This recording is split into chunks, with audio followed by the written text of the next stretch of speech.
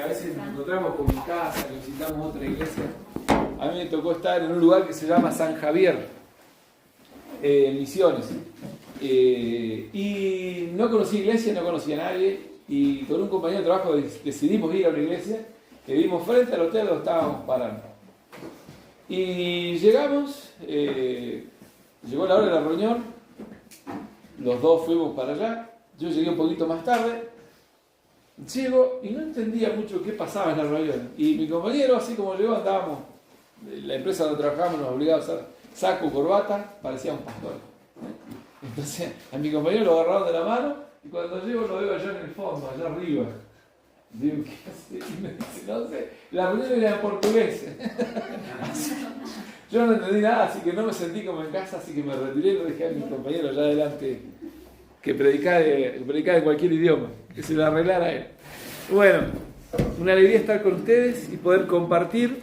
Vamos a ver en el libro en la primera carta del apóstol Juan, vamos a leer unos versículos ahí, realmente que me han hecho pensar muchísimo, han sido de fortaleza en momentos difíciles, han sido de enseñanza en momentos de aprendizaje y están conmigo, no sé, desde que conocí al Señor han estado conmigo esos versículos acompañándome y realmente han sido un alimento, un vaso de agua fresca y realmente son muy, muy lindos versículos. Vamos a ver, dice capítulo 1, versículo 1, lo que era desde el principio, lo que hemos oído, lo que hemos visto con nuestros ojos, lo que hemos contemplado y palparon nuestras manos tocante al verbo de vida. Porque la vida fue manifestada y la hemos visto y testificamos y os anunciamos la vida eterna, la cual estaba con el Padre y se nos manifestó.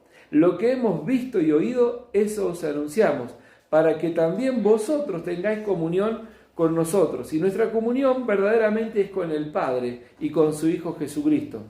Estas cosas os escribimos para que vuestro gozo sea cumplido. Encontramos el comienzo de la carta del apóstol Juan y hace como la introducción que hace en el Evangelio. Ustedes saben que la carta del Evangelio de Juan fue escrito fue el último en escribirse y con una razón. Habían salido montones de evangelios distintos, con mensajes raros. Entonces el apóstol Juan, siendo ya una persona mayor, ordenó todo lo que pasó en la vida del Señor Jesucristo. Recordemos que era un adolescente cuando empezó a seguir a Jesús. Cuando se habla del discípulo amado se refieren a él. Cuando pensaban que había uno que no iba a morir, era ese muchacho. Cuando encontramos en la Biblia a alguien que se recuesta sobre el pecho de Jesús, es él. Encontró en el Señor Jesús el apoyo, el sostén para su vida. Entonces, la vida del apóstol Juan transcurrió al lado de Jesús. No cerca, no a través de cartas, al lado de Jesús. El tiempo que Jesús estuvo en su ministerio, el apóstol Juan estuvo con él.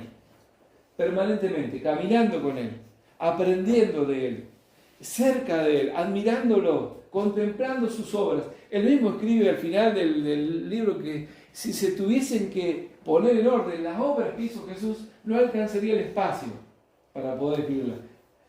No es literal, no es una figura.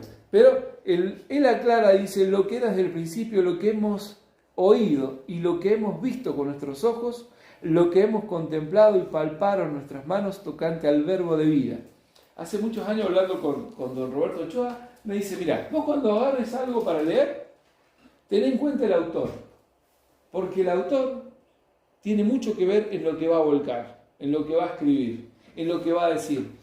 Y estábamos hablando de William MacDonald. William MacDonald es un hombre que escribió muchísimos libros que ahora tomó la impresión el Ministerio Llamada de Medianoche. Pero hay un comentario bíblico. Y me dice, ¿vos sabés lo que es ese libro? Ese libro se escribió por un hombre que renunció a formar un hogar para poder dedicarle su vida a comunicar el mensaje de Dios.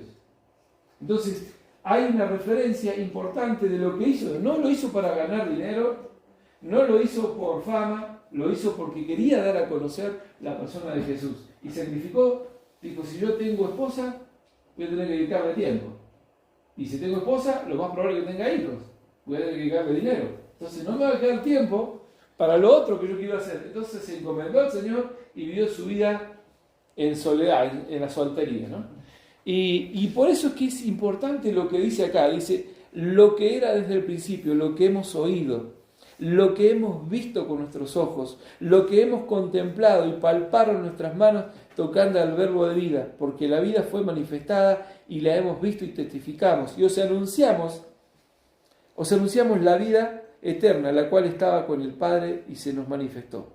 Lo que hemos visto y oído, eso os anunciamos, para que también vosotros tengáis comunión con nosotros. Había un propósito en la comunicación de las experiencias.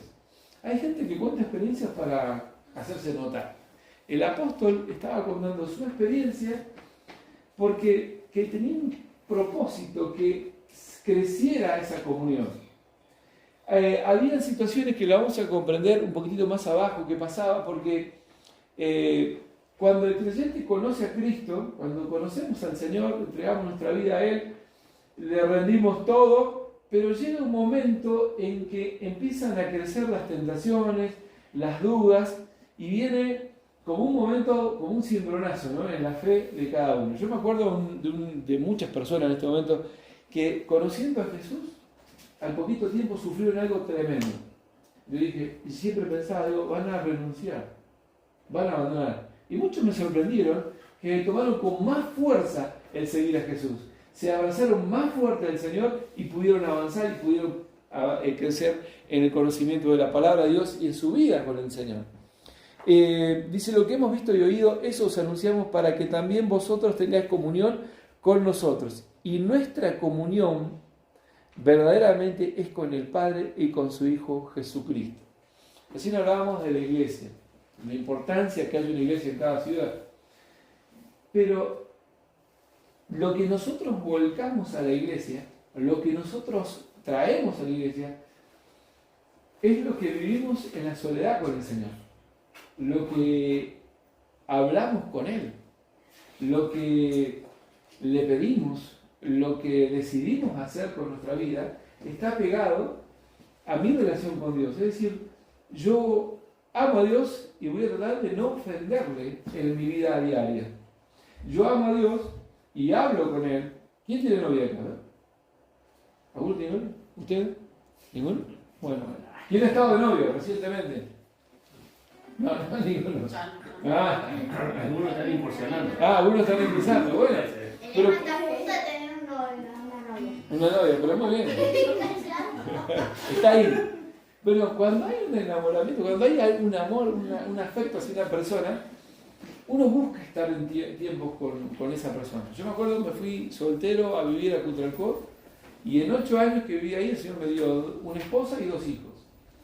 Mi esposa vivía a la salida de Cutralcó y yo vivía casi a la entrada de Plaza Winkle. Y yo quería verla todos los días. Entonces no tenía auto, no tenía bicicleta, entonces me iba caminando. Hasta vi novelas mexicanas con mi suegra. Y ahí estábamos. Y después era tarde y tenía que atravesar todo Cutralcó y parte de Plaza Winkle para volverme. Pero había una necesidad, había un deseo de compartir, de estar. Cuando nosotros amamos a Dios, cuando nosotros buscamos a Dios, a medida que nos acercamos a la persona del Señor y entendemos lo que Él hace día a día por nosotros, nos dan ganas de dar un pasito más y estar más cerca. Y cuando conocemos un poquito más, nos acercamos más. Pero ¿sabe qué pasa? Que cuando nosotros hacemos eso, no solamente cambiamos nosotros, sino que los demás se dan cuenta que también hemos cambiado. Porque la presencia de Dios en nuestra vida nos transforma, nos cambia, nos da algo distinto, que es propio de aquel que creyó en Jesucristo. Por eso el apóstol decía, queremos que la comunión entre nosotros crezca y nuestra comunión verdadera es con el Hijo y con el Padre. Ahora, en el versículo 5 dice, en el versículo 4 dice, estas cosas os escribimos para que vuestro gozo sea cumplido. Hoy es una sociedad donde la experiencia de felicidad es por tener. A mí me ha pasado por ahí entusiasmarme con un teléfono, porque el otro ya estaba que no daba, y al final lo termino usando para escribir mensajes o para llamar. Siempre lo mismo. O sea, no hay una... no sé, yo esperaba por ahí que cocine, no sé, que haga algo más, pero no, lo uso para lo mismo. Entonces, todas las cosas que nosotros compramos, que tenemos, que el mundo se desvive por tener, por comprar, por adquirir, terminan siendo sin sabor, sin valor, si no está Dios en eso. Cuando Dios está acompañando mi acción, cuando Dios está acompañando mi día a día, todo cambia, todo se transforma, porque Dios transforma nuestra vida en oportunidades de poder conocer, de poder entender. Y qué lindo sería mi ciudad si hubiesen más creyentes comprometidos. ¿Por qué? Porque el creyente tiene una función vital en una sociedad. La familia cristiana tiene una función, un rol sumamente importante. En este momento de tanta ideología de género, la familia cristiana es un sostén enorme, que nadie se da cuenta del beneficio y el poder que tiene una familia cristiana, donde hay un papá, donde hay una mamá, donde hay hijos y donde está la palabra de Dios en medio. Ahora, dice, estas cosas os escribimos para que vuestro gozo sea cumplido. ¿Hay una diferencia entre alegría y gozo? Sí. ¿Cuál? La alegría está contento, el gozo es, pongamos, un poquito más, es como que... Dura más. Claro, es como que si vos estás contento, pues supongamos yo, ¿no? Estoy contento porque, no sé, tuve un hermanito, ¿no es cierto? Y el gozo sería que mi hermanito, no sé, siga mi paso de cristiano, ¿no? Es como que me llena de gozo. Muy bien, es algo más duradero. Claro, es como que te llena más. Claro, y el gozo no tiene que ver con cosas que adquirimos. Yo puedo estar alegre porque me compré algo o porque me regalaron algo, pero el gozo tiene que ver con una experiencia de vida, de mi relación con Dios, de estar cerca de Él. Nos alegra, la presencia de Dios en nosotros cambia absolutamente todo, transforma cada rinconcito de mi corazón la presencia de Dios. Por eso el apóstol decía, estas cosas escribo para que vuestro gozo sea cumplido. Había una idea del apóstol de que los cristianos estuviesen gozosos, que estuviesen felices con la presencia de Dios. Y dice, versículo 5, este es el mensaje que hemos oído de Él y os anunciamos. Dios es luz y no hay ninguna tinieblas en Él. Si decimos que tenemos comunión con Él y andamos en tinieblas, mentimos y no practicamos la verdad. Pero si andamos en luz, como Él está en luz, tenemos comunión unos con otros. Y la sangre de Jesucristo, su Hijo, nos limpia de todo pecado. Ahora, el versículo 9 dice, si confesamos nuestros pecados, Él es fiel y justo para perdonar nuestros pecados y limpiarnos de toda maldad. Si decimos que no hemos pecado, le hacemos a Él mentiroso y su palabra no está en nosotros. El otro día hablaba con un señor que él cree que no tenemos una salvación. Estamos bien encaminados, pero no tenemos la salvación completa. Que tenemos una gran posibilidad los cristianos de ser salvos, pero la salvación todavía no está segura para nadie, según él, ¿no? Entonces estuvimos hablando acerca, ahí me hablaba del ADN, de que no podía ser que la Virgen María hubiese tenido un hijo sin haber estado con un hombre. Y entonces ahí yo recién entendí su posición. Él estaba queriendo razonar con los milagros del Señor. Y a Dios no lo podemos entender racionalmente, es decir, sí lo entendemos racionalmente, pero los milagros que hizo Jesús no son para una explicación biológica, porque si ustedes se ponen a pensar, cuando el Señor Jesús calma el mar, usted tiene un lago acá, cuando se pica, ¿cuánto tarda en calmarse? Buen tiempo. No es que de repente paró el viento, listo, ya está. No, Jesús hizo eso, calmó el mar. Ahora, dice, si confesamos nuestros pecados, Él es fiel y justo para perdonar nuestros pecados y limpiarnos de toda maldad. Hay una cuestión que cuando hablamos, recién decíamos que cuando nosotros creemos, vienen pruebas, vienen tentaciones, vienen caídas de los hijos de Dios, y no por eso dejamos de ser hijos de Dios.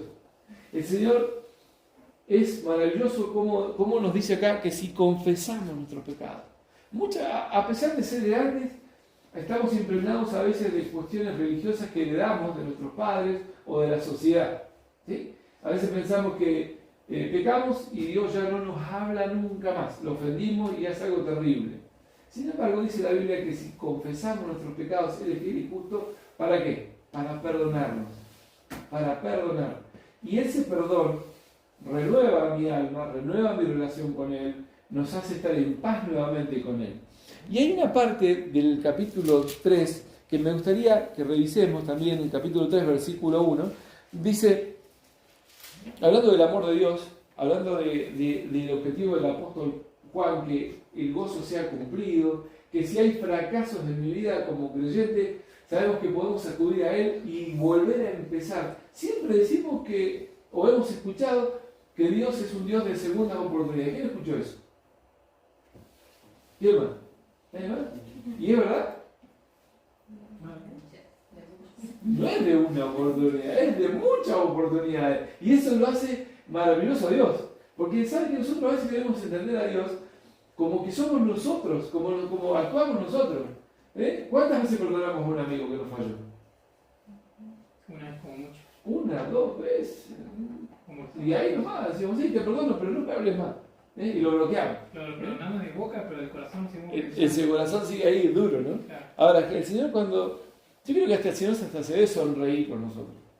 ¿Sí? Porque hay cosas que a veces hacemos por nosotros mismos y no le damos el lugar a Él. Y cuando le damos el lugar a Él y le damos las riendas de la situación, Él la soluciona de una manera maravillosa y quedamos sorprendidos diciendo, ¿qué pasó? Bueno, Él tomó el control, Él avanzó, Él decidió, Él solucionó. Le compartí ayer a los hermanos que estuvieron en la reunión de varones que la semana pasada es un lío conseguir neumáticos y yo no podía conseguir neumáticos en ningún lugar para venir para acá. Entonces buscaba, no encontraba. Hasta que en un momento, 2:30 del jueves, más o menos 2:30, por ahí era, digo, ¿y ahora qué hago si no hay neumáticos? ¿De dónde saco? Llamé a un amigo que tiene agencia de auto y le dije, che, ¿tenés algo? Me lo presté. No tengo. Tengo un rodado más grande, uno más chico, pero el que vos querés no hay. Y ahí me di cuenta que yo no le había pedido a Dios. No le había hablado por encima de eso. Entonces hice un vasito, padre, dije, Señor, y le encomendé el problema a Él. 15 minutos. Yo venía hace 2 semanas buscando. 15 minutos al Señor, o menos. Ya lo tenía solucionado. Fui al lugar, había, solucionamos. Y para mí fue ver al Señor sonreír al lado mío. Porque hay cosas que nosotros, tan cotidianas, que queremos solucionar todo, y la presencia de Él, el darme el problema a Él, Señor, acá está. Este es mi problema, solucionarlo. Y con el pecado pasa lo mismo. Cuando caemos en pecado, cuando fallamos a Dios, cuando sentimos que hemos roto la confianza con Él, dice que si confesamos, es reconocer lo que hemos hecho, que le hemos fallado. Él es fiel y es justo para perdonar nuestros pecados. ¿Pero por qué nos perdona tantas veces? Versículo 1 del capítulo 3. Mirad cuál amor nos ha dado el Padre para que seamos llamados hijos de Dios. Ahí está el secreto. Ya no somos cualquier cosa, ni cualquier persona. Ahora somos hijos de Dios. Mirad cuál amor nos ha dado el Padre para que seamos llamados hijos de Dios. Versículo 2. Ahora, amados, ahora somos hijos de Dios. Fíjense que lo marca el apóstol. Dice, amados, ahora somos. Antes no éramos hijos, ahora somos hijos. Y eso cambia. Hace muchos años íbamos con un muchacho que se llamaba Henry, yo era chico. Y Henry era más grande que todo físicamente y en edad. Y no me acuerdo qué había pasado, se había ganado un candidato, había problemas en el centro de Neuquén. Y nosotros íbamos todos saliendo de la reunión, nos íbamos a la casa de otra familia donde íbamos a tener una reunión social, llamábamos nosotros. Y íbamos todos y había un lío, se pegaban, se tiraban cosas y no dejaban que muchos se movieran rápido. Entonces Henry dice, a ver muchachos, yo voy adelante. Y él saca pecho y dice, camínense que acá vienen los hijos de Dios. Y nosotros todos apichonados atrás de él. Dice, esta es la manera de atravesar estos lugares. Realmente me quedó grabado eso, porque él dijo, lo declaró de alguna manera, dijo, acá vienen los hijos de Dios, hagan lugar.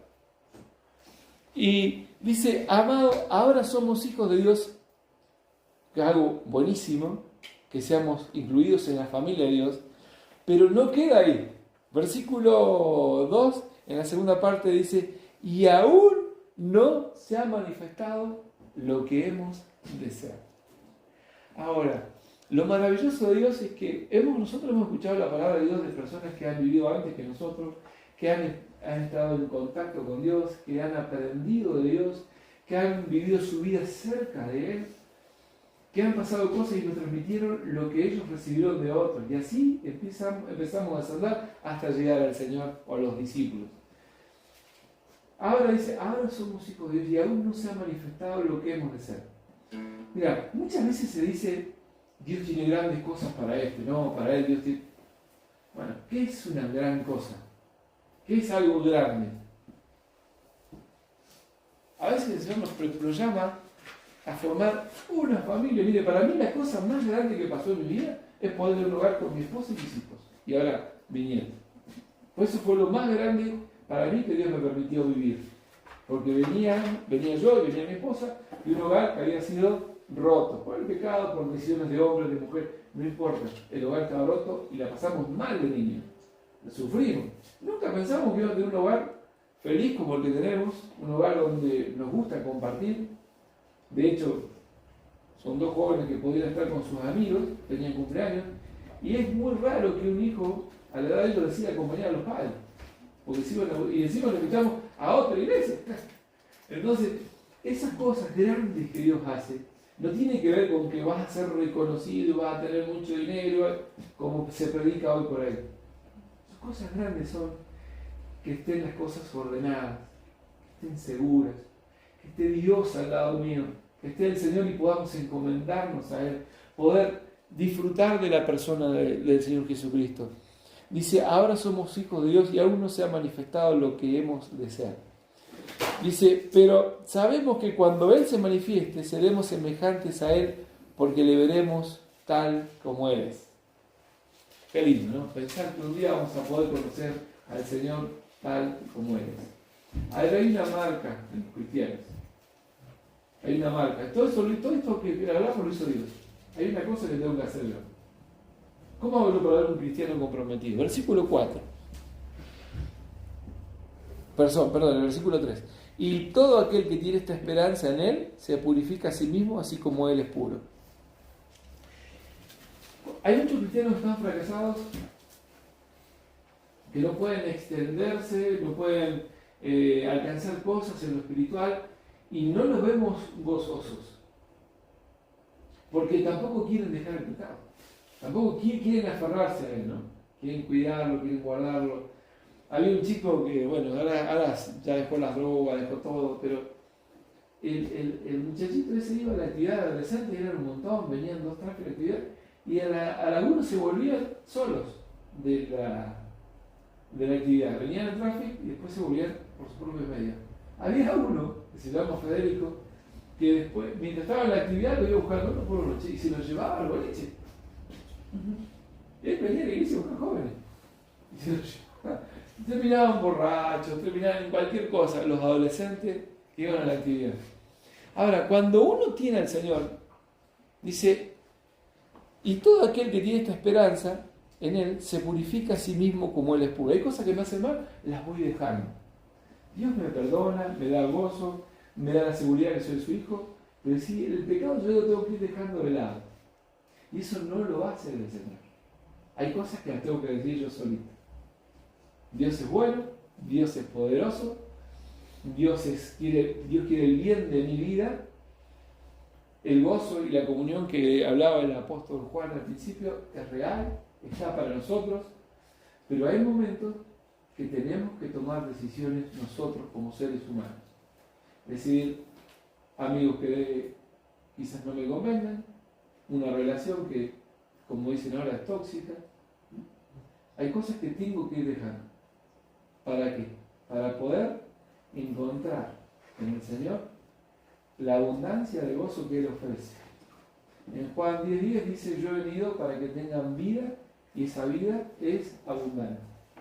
Y esa abundancia de vida tiene que ver con una plenitud de vida. No tiene que ver con muchos años, también podríamos interpretarlo así, no tiene que ver con la plenitud, es decir, disfrutar el estar con el Señor. A veces nos pesa ir a la iglesia. ¿Quién le ha costado ir a la iglesia en algún momento? A todos, en algún momento nos ha costado. Pero cuando uno va a decir, a ver, Señor, ¿qué me vas a decir? Cuando uno va con una actitud ahí, ¿qué voy a recibir de parte de Dios? Todo cambia. Hace poquito tuvimos un problema con mi trabajo y yo quería que orase por él, pero a la vez no quería que me ayudasen a mí. Entonces teníamos una situación ahí con ella que ella compartía y yo no quería mucho. ¿Pero por qué? Porque entendí y quise probar una oportunidad que Dios me daba. Es decir, se terminaron algunos recursos y esperaba que Dios obrase. Quería que Dios me sorprendiese, quería ver cómo Dios obraba. Y tengo un hijo viviendo en Estados Unidos y me ofreció ayuda financiera para solucionar los problemas temporales que tenía. Digo, no te molestes, digo, yo quiero ver qué es lo que Dios hace esta semana. Quiero verlo a Dios. Y fue todo un desafío. Y el Señor, como siempre, nunca nos dejó solos. Y fue maravilloso ver cómo Dios fue obrando. Y impresionante como Dios está presente día a día, momento a momento. Entonces, ¿cuál sería el desafío para nosotros? Valorar lo que el Señor nos dio. Somos hijos de Dios. A disfrutar de la comunión con Él. Disfrutar la vida también, ¿por qué no? Pero somos hijos de Dios. Y eso nos hace merecedores de bendiciones, ¿no? Porque cuando miremoslo de este lado, ¿no? En Neuquén hay un montón de gente que dice tener necesidad, hace como 5 años están en situación de calle y piden plata, no trabajan nunca. Le ofrecen trabajo y salen corriendo. Y si uno ve a alguien se conmueve, si uno tiene necesidad hay que ayudarlo. Pero si ese alguien es conocido, se nos moviliza más el corazón, ¿no? Queremos ayudar más rápido. Ahora, si alguien encuentra a su hijo mendigando, ¿qué haría vos? Si encontrás a tu hija pidiendo ayuda, ¿se conmovería tu corazón? Pasa otro día. Uno lo abraza, quiere suplir todo lo que necesita. Cuando Dios mira nuestro corazón, mira nuestra vida, no hace falta que le contemos. Él quiere que le contemos. Pero ella ve lo que hay en tu corazón. Ve lo que necesitas. Y Él corre a suplirlo. No como un proveedor que dice, a ver, ¿qué hay que comprar? Yo lo compro. No. Estamos hablando de las cosas importantes. No de lo material, el confort del corazón. Acomodar las emociones. Ordenar nuestra mente. Ordenar nuestras prioridades. Dios está ahí arreglando, trabajando. Muchas veces en silencio. Pero es nuestro papá. Es nuestro padre. Y quiere lo mejor. Y se conmueve con nuestro dolor. ¿Se acuerdan cuando se acercó a su amigo? Había muerto. ¿Y qué hizo Jesús? En ningún momento vemos que Jesús sabía si yo sé que va a resucitar. Sea un problema. En ningún momento dijo Jesús eso. Jesús se conmovió y lloró. Pero si él sabía que lo podía resucitar, ¿por qué lloró? Porque estaba comprometido con su amigo. Y él sabía el dolor que había en el corazón de los que habían perdido a Lázaro. Y ahí Dios obró. El Señor Jesús dijo, Lázaro ven fuera. Pero antes de eso, lloró. ¿Qué te hace pensar que es diferente con tus necesidades, con tus problemas? Dios está ahí. Disponible y dispuesto. Hace poquito escuchábamos a un hermano que es de Venezuela, Leo, y hace poquito que llegó a la iglesia y hablaba y me encantó lo que dijo. Dios puede ayudar y también quiere ayudar. Y bueno, con eso quiero que cerremos, que valoremos que somos hijos de Dios, porque es lo mejor que nos puede pasar. ¿Sí? ¿Sabes qué? Hace unos años escuchaba, ¿quién conoce a Messi? No. Los hijos de Leo Messi iban a la escuela y hablaban de Messi, y los hijos no entendían quién era su papá. No sabían lo que significaba para el mundo del fútbol, para el mundo del deporte, no sabían lo que era. Decían Messi, pero ellos vivían con el papá en todos lados, hasta que crecieron y se dieron cuenta de lo que era su papá. Y lo disfrutan, ¿no? Nosotros tenemos más que a Messi, tenemos al Señor en nuestra vida. Démonos cuenta que Él es nuestro Padre y disfrutémoslo de la mejor manera. Vamos a ver. Señor, te damos gracias por este tiempo que podemos compartir tu palabra, las alabanzas. Señor, gracias porque podemos en este lugar tan lindo como hoy de la Angostura ver que hay hermanos que te buscan, que quieren honrarte, que quieren servir. Te pedimos que bendigas esta iglesia, que la prosperes, que los proyectos que tengan estén de la mano contigo, Señor, y que puedan crecer, no solamente en número, sino en comunión contigo. Bendecí este grupo, Señor, de hermanos, de hijos tuyos, que un día compartiremos también con ellos la eternidad. Aquella gran reunión, Señor, donde todos tus hijos estaremos para alabarte y para orarte. Te damos gracias en el nombre del Señor Jesús.